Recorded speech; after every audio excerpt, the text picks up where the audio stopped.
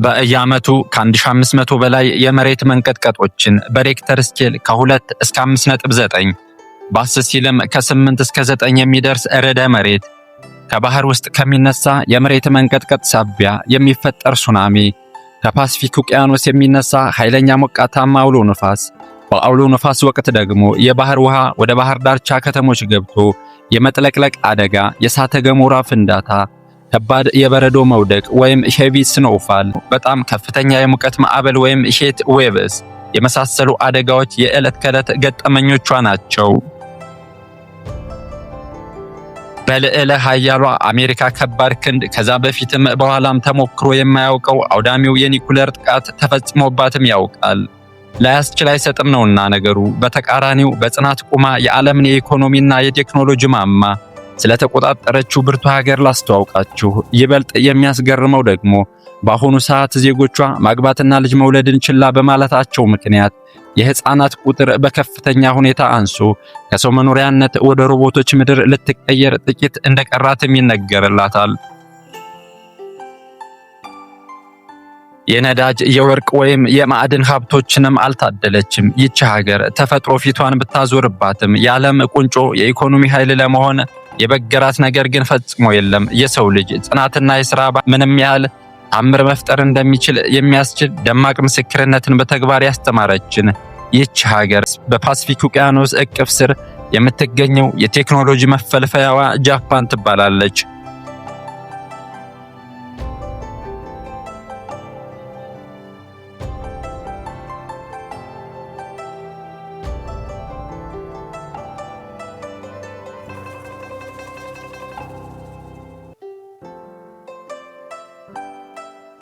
መላው ዓለም በአስፈሪ የጦርነት ማዕበል እየተናወጠ የሰው ልጅ የመኖር ዋስትና አጥቶ በነበረበት በዛ የጨለማ ዘመን አንድ እብድ መሪ የወሰነው ውሳኔ የብዙ ሚሊዮን ሰዎችን ተስፋ በአንድ ጀንበር ቀማቸው፣ ልባቸውንም ሰበረው። የሰው ልጅ አእምሮ ሊያስበው ከሚችለው በላይ የሆነ እጅግ አሰቃቂ የቦምብ እሳት ሰማዩን ቀዶ ሲወርድ ያች ምድር ዳግመኛ ከሰው መኖሪያነት ውጭ ሆና የምትቀር ይመስል ነበረ። ነገር ግን የሰው ልጅ ጽናትና እልህ ከተፈጥሮ ሕግጋት በላይ መሆኑን ያረጋገጠ አንድ ታላቅ ክስተት በፓሲፊክ ውቅያኖስ ሰፊ ክልል ላይ ተፈጠረ።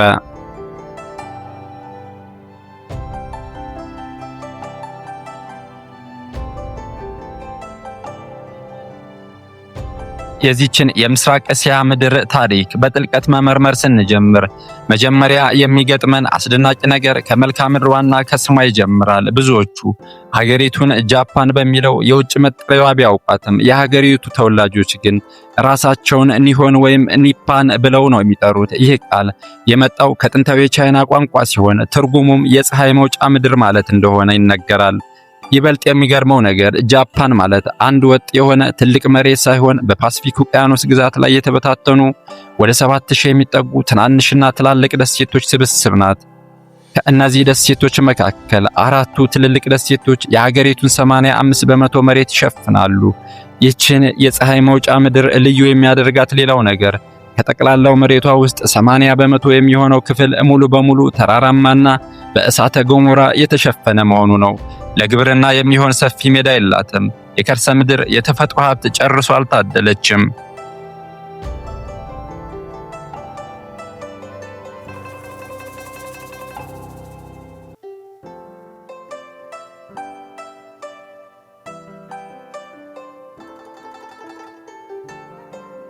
ጃፓን ከክርስቶስ ልደት በፊት ጆሞን በሚባሉ አዳኝ ማህበረሰቦች እንደተመሰረተች የአርኪኦሎጂ መረጃዎች ያሳያሉ። ከጊዜ በኋላ ያማቶ የተባለው የመጀመሪያው ማዕከላዊ መንግስት የተመሰረተ ሲሆን የጃፓን ስርወ መንግስት መነሻውን ከዚህ ታሪክ ይይዛል። የሚገርመው እውነታ ጃፓን በረጅም ታሪኳ ውስጥ በማንኛውም የውጭ ኃይል ተወራ፣ ተሸንፋ ወይም ተንበርክካ የባዕድ ሀገር ቅኝ ተገዝታ ፈጽሞ አታውቅም። ይህ ፍጹም ነፃ ሀገር ሆኖ የመቀጠል ምክንያታቸው ደግሞ ከውጭው ዓለም ራሳቸውን አግልለው ለዘመናት በቆዩበት ሳኮኩ በሚባለው ጥብቅ የተገልሎሽ ፖሊሲና በታዋቂዎቹ የሳሙራይ ተዋጊዎች የላቀ የጦር ጥበብ ምክንያት እንደሆነ ይታመናል።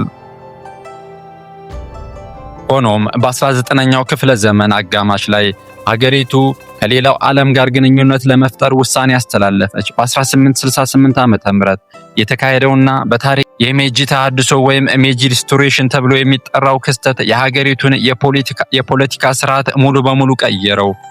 ባህላዊውንና ወታደራዊውን የሳሙራይ አገዛዝ በማቋረጥ ስልጣኑን በቀጥታ ለንጉሱ መለሰ።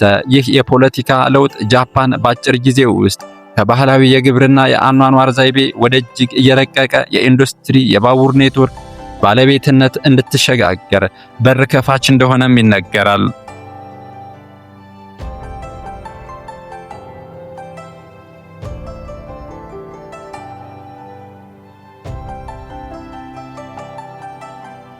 በአሁኑ ሰዓት ሀገሪቱ የምትመራው ህገ መንግስታዊና ንጉሳዊ ስርዓት ባለው የፓርላማ መዋቅር ሲሆን ንጉሱ የሀገሪቱን አንድነት የባህል ምልክት ሲሆኑ ዋናው የፖለቲካ ስልጣንና የአስተዳደር ስራ ግን በጠቅላይ ሚኒስትሩ የሚመራ ይሆናል። ጃፓናውያን የመሬት መንቀጥቀጥን ሙሉ በሙሉ የሚቋቋሙና አብረው የሚወዛወዙ ረጃጅም ህንፃዎችን በመስራት የዓለምን የስነ ህንፃ ጥበብ ቀይረውታል። በጃፓን ማህበራዊ መስተጋብር ውስጥ ሰዎችን ሰላም ለማለት እጅ ለእጅ መጨባበጥ ወይም መተቃቀፍ እየተለመደ አይደለም።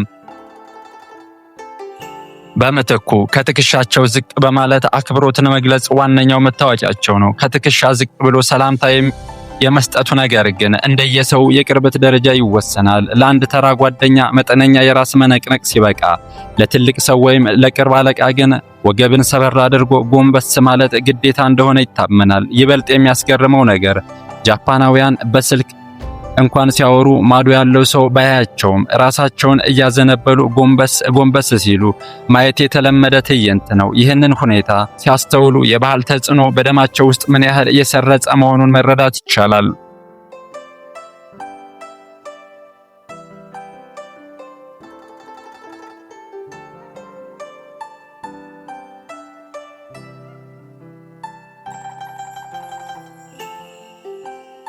የሰዎቹ ባህሪና ማህበራዊ አኗኗር እንደየክልሉ ይለያያል። ለምሳሌ የቶኪዮ ሰዎች ኦፊሳላዊና ቁጥብ ሲሆኑ፣ የኦሳካ ነዋሪዎች ግን ቀልደኛና ግልጽ እንደሆኑ ይነገራል። ይሁን እንጂ ጃፓን ሄደው መንገድ ቢጠፋቦትና አንድ የጃፓን ዜጋ መንገዱን እንዲያሳየውት እርዳታ ቢጠይቁት እስከ መዳረሻው ድረስ በነፃ አጅቦ የሚወስዱ ደግ ሰዎችን ማግኘት የተለመደ እንደሆነ ይታመናል። ሌላው ቀርቶ ከ2015 በፊት በነበረው ሕግ ከምሽቱ 6 ሰዓት በኋላ ያለ ልዩ ፍቃድ በህዝብ ፊት መደነስ በህግ የተከለከለ ነበር። በትዳርና በእምነት ስርዓታቸው ውስጥ በጥንታዊ ባህልና ዘመናዊ አኗኗር በሰላም አብረው ይጓዛሉ። ሌላው የሚገርመው ነገር ጃፓናውያን ሁለት ሃይማኖቶችን በተመሳሳይ ጊዜ እንደሚከተሉ ይታመናል። ለልደትና ለደስታ ቀናት የሽንቶ እምነትን፣ ለቀብርና ለሐዘን ስነ ስርዓት ደግሞ የቡድሂዝምን መንገድ መከተል የተለመደ ምርጫቸው እንደሆነ ይነገራል። ከእምነት ጋር በተያያዘ 4 ቁጥር ሺ ከሚለው የሞት ቃል ጋር ተመሳሳይ ድምጽ ስላለው በሀገሪቱ ውስጥ ያሉ ብዙ ህንፃዎች 4ኛ ፎቅ የሚል ስያሜ እንደማይጠቀሙ ይነገራል። በተቃራኒው ግን በብዙ ሀገራት የጥንቆላና የክፋት ምልክት ተደርጋ የምትታየው ጥቁር ድመት በጃፓን ባህል ውስጥ ትልቅ እድለኝነትንና በረከትን የምታመጣ ተደርጋ ትታመናለች።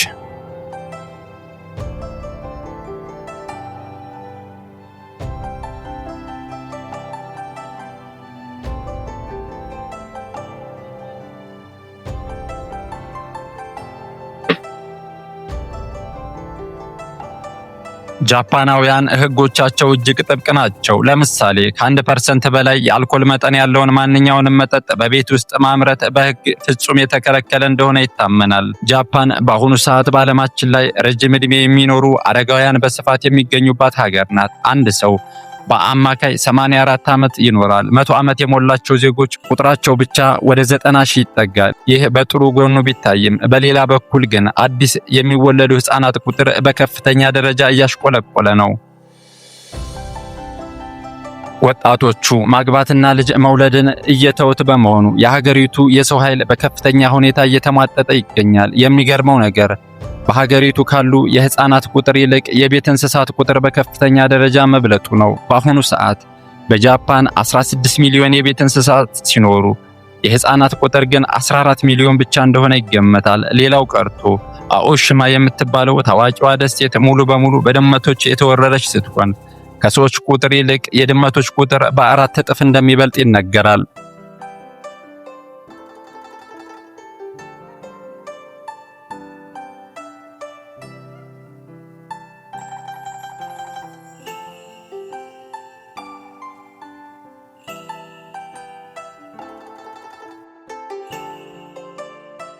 ጃፓናውያን ሰውን ተክተው በአረጋውያን መርጃ ማዕከላትና በፋብሪካዎች ውስጥ የሚሰሩ እጅግ የረቀቁ የሮቦቲክስና የአርቲፊሻል ኢንተለጀንስ ውጤቶችን በከፍተኛ ሁኔታ እያመረቱ ይገኛል። ወደፊት የሰዎች ሀገር መሆኗ ቀርቶ የሮቦቶች ምድር ትሆን ይሆን የሚለው ጉዳይ ምናልባትም ሊታሰብበት የሚገባ ነገር ነው ብንል ማጋነን አይሆንም።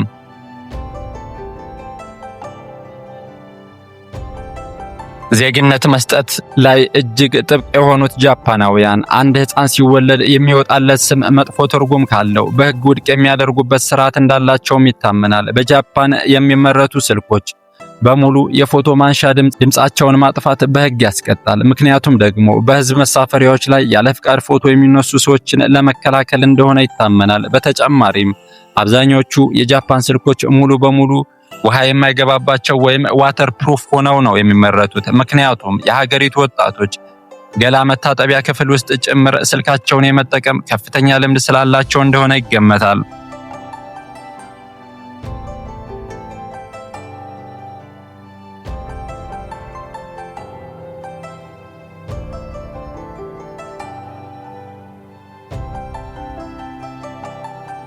በቴክኖሎጂው ረገድ ሌላው አስገራሚ ነገር በመላው ሀገሪቱ ከ5 ሚሊዮን በላይ የሽያጭ ማሽኖች ወይም ቬንዲንግ ሜሽንስ ተበታትነው የሚገኙ ሲሆን ከቀዝቃዛ መጠጥ ቢሉ ከትኩስ ምግብ ያለምንም ሰው ንክኪ የፈለጉትን ምግብ ከማሽኖች መግዛት ይችላሉ። ይህ አይነቱ የቴክኖሎጂ እድገትና የፈጠራ ጥበብ ጃፓንን በዓለም አቀፍ ደረጃ የሚታወቁ ግዙፍ ብራንዶች መፈልፈያ አድርጓታል። እንደ ቶዮታና ሆንዳ ያሉ አስተማማኝ የመኪና አምራቾች፣ እንደ ሶኒና ፓናሶኒክ ያሉ የኤሌክትሮኒክስ መሪዎች እንዲሁም በመላው ዓለም ያሉ ህፃናትና ወጣቶችን የአእምሮ መዝናኛ የፈጠረው የኒንቴንዶ የቪዲዮ ጌም ኩባንያ የጃፓን የፈጠራ ውጤቶች ናቸው። ይህ አስደናቂ የኢንዱስትሪ እድገት በጃፓን ውስጥ ሊያበብ የቻለበት ዋናው ምክንያት ካይዘን በሚባለውና ቀጣይነት ያለው መጠነኛ መሻሻል በሚተረጎመው ታላቅ የሥራ ፍልስፍናቸው ምክንያት እንደሆነ ይታመናል። ጃፓናውያን ዛሬ የሰሩት ምርት ምንም ያህል ፍጹም ቢሆን ነገ ከዛ የተሻለ ነገር መጨመር እንዳለባቸው በጽኑ ያምናሉ።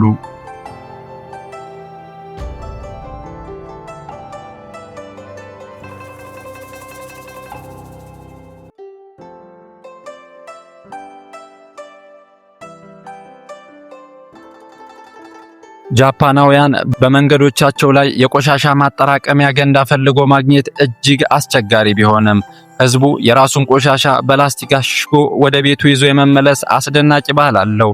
በጃፓን ትምህርት ቤቶች ውስጥ የጽዳት ሰራተኛ ፈጽሞ የለም። ህፃናቱ የራሳቸውን ክፍል፣ መጸዳጃ ቤትና ግቢ በገዛ እጃቸው በጋራ ያጸዳሉ። ይህ ዲሲፕሊን በባቡር ጣቢያዎቻቸው ላይም በግልጽ ይታያል። በቀን ከ3.5 ሚሊዮን በላይ ሰው የሚያልፍበት ታዋቂው የሺንጁኩ የባቡር ጣቢያ ያለምንም ግርግር እና ግፊት ሁሉም ሰው በጨዋነት ተራ ይዞ በስርዓት ሲጓጓዝ ይታያል። በባቡር ውስጥ ሆኖ በስልክ ጮክ ብሎ መነጋገር ደግሞ በህብረተሰቡ ዘንድ እንደ ትልቅ ውርደትና ሰውን እንደመናቅ ይቆጠራል። ለስራና ለሰዓት ያላቸው ክብር ምን ያህል ጥብቅ እንደሆነ ማሳያ የሚሆነው አንድ የጃፓን ፈጣን ባቡር ከተለመደው ሰዓት 25 ሰከንድ ብቻ ቀድሞ ስለተነሳ የባቡር ኩባንያው ለህዝብ ይፋዊ ይቅርታ ደብዳቤ እስከ መጻፍ መድረሱ እንደሆነ ይነገራል። ይህ ሁሉ ስርዓትና ታማኝነት ረጅም የዓለም ቁንጮ አድርጓታል።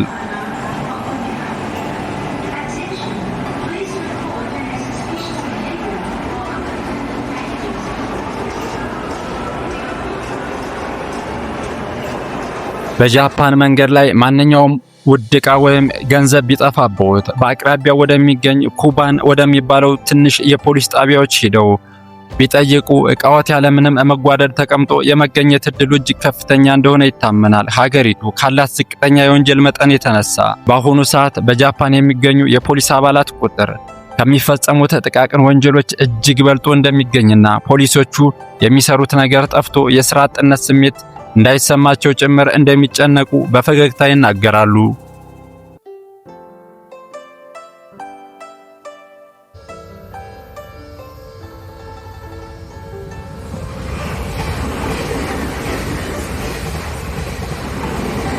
በ1945 ዓመተ ምህረት ሁለተኛው የዓለም ጦርነት ሊያበቃ ጥቂት ቀናት ሲቀሩት አሜሪካ ሂሮሺማና ናጋሳኪ በተባሉ ከተሞቿ ላይ የጣለችው ቦምብ ሀገሪቱን ሙሉ በሙሉ የደም መሬት አድርጓት እንደነበረ በታሪክ ስንማረው የነበረ የቅርብ ጊዜ ክስተት ነው። በሰከንዶች ውስጥ ከ180 ሺህ በላይ ሰዎች በአየር ላይ ቀልጠው ጠፉ። ሕንፃዎች ወደ አመድነት ተቀየሩ። ከጦርነቱ ማብቂያ በኋላ ጃፓን ሙሉ በሙሉ በባዕድ ጦር ተወራ። የጦር ሰራዊቷ እንዲበተን ተደርጎ ንጉሱም የነበረውን መለኮታዊ ስልጣን በግድ እንዲተው ተደረገ። በወቅቱ የነበሩ የዓለም ምሁራን ጃፓን ዳግመኛ ራሷን ችላ ለመቆም ቢያንስ 100 ዓመታት ይፈጅባታል ብለው ነበር። ነገር ግን ጃፓን የተፈጸመባትን ሁሉ ባትረሳም ጥላቻን በይቅር ባይነትና በፍቅር አሸንፋ ዕውቀትና ኢንዱስትሪ በሚል ፍልስፍና መላው ሕዝብ ሌት ከቀን መስራት ጀመረ።